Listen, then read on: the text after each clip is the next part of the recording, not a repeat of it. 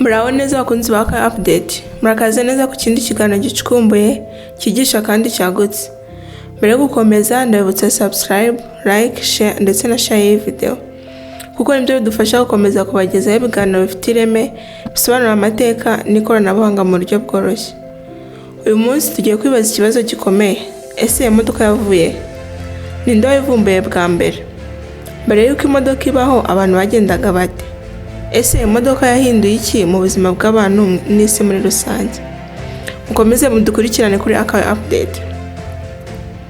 Uburyo abantu bagendaga mbere y'imodoka. Mbere y'uko imodoka ivumburwa, ingendo zari ikibazo gikomeye cyane. Abantu bakoreshaga kugenda n'amaguru, byari bigoye bigatwara igihe kirekire. Bakoreshaga amatungo harimo amafarashi, indogobe ndetse n'ingamiya. Amagare akururwa n'amatungo, amato n'ubwato ku nzuzi n'inyanja. Ingendo zagombaga kwihangana, kwitegura neza no gutegereza igihe kirekire. Igitekerezo cy'ivumburwa ry'imodoka. Ikinyejana cya 19 isi yatangiye kubona impinduka mu nganda, mu bumenyi, mu ikoranabuhanga. Abahanga batangiye kwibaza bati: ese ntitwakora igikoresho kwikorera imbaraga kikagenda? Naha moteri yatangiye gutekerezwa nk'igikoresho cyafasha imodoka kugenda. Carl Benz, umuvumbuzi w'imodoka ya mbere. Izina rye yitwa Carl Benz. Yavukiye mu gihugu cy'Ubudage mu mwaka wa 1885. Carl Benz yakoze imodoka ya mbere ikoresha moteri ya lisansi, ibiziga bitatu, imbaraga za moteri aho gukoresha amatungo. Yashyizeho ipatante, bityo imodoka ye ihabwa izina Benz Patent. Iyi niyo ifatwa nk'imodoka ya mbere nyakuri mu mateka. Imiterere y'imodoka ya mbere. Imodoka ya Carl Benz yagendaga ku muvuduko muke cyane, ntiyari ifite ibisenge cyangwa amatara. Abantu benshi bayitinyaga, bayita igikoresho giteye ubwoba, ariko niyo yabaye intangiriro y'ibihumbi by'imodoka dufite uyu munsi. Ibindi bihugu byagize uruhare.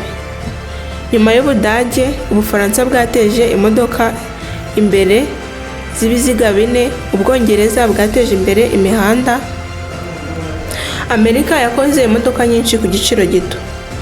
Henry Ford yashyizeho gukora imodoka mu nganda nini, bituma imodoka igera kuri benshi. Ivuka ry'inganda z'imodoka. Havutse inganda zikomeye nka Mercedes-Benz, Ford, Toyota, Volkswagen n'izindi nganda. Izindi nganda zashyizeho imirimo myinshi, zihindura ubukungu bw'ibihugu, ziteza imbere ikoranabuhanga. Ingaruka nziza z'imodoka ku isi. Imodoka yihutishije ingendo, yoroheje ubucuruzi, yafashije serivisi z'ubutabazi, yahinduye imiterere y'imijyi n'imihanda. Isi yatangiye kuba ntoya kubera ko intera yagabanutse. Ingaruka mbi z'imodoka. Nubwo imodoka ifite byinshi byiza, ifite n'ibibazo. Harimo umwanda w'ikirere, impanuka zo mu muhanda, ibyuka bihumanya, umubyigano w'imodoka mu mijyi. Niyo mpamvu isi iri gushaka imodoka zikoresha amashanyarazi. Ejo hazaza h'imodoka. Uyu munsi hari imodoka zikoresha amashanyarazi, hari izitwara ubwazo, hari izigabanya umwanda. Ejo hazaza imodoka ziba zifite ubwenge buhambaye kandi zidahumanya. Kuko mwabibonye, imodoka ni igisubizo cy'ikibazo cy'ingendo cyavumbuwe n'umuntu umwe, ariko gihindura isi yose. Niba wishimiye iki kiganiro, kora like, subscribe kuri Aka Update kandi sharinge n'abandi bose bakunda ubumenyi.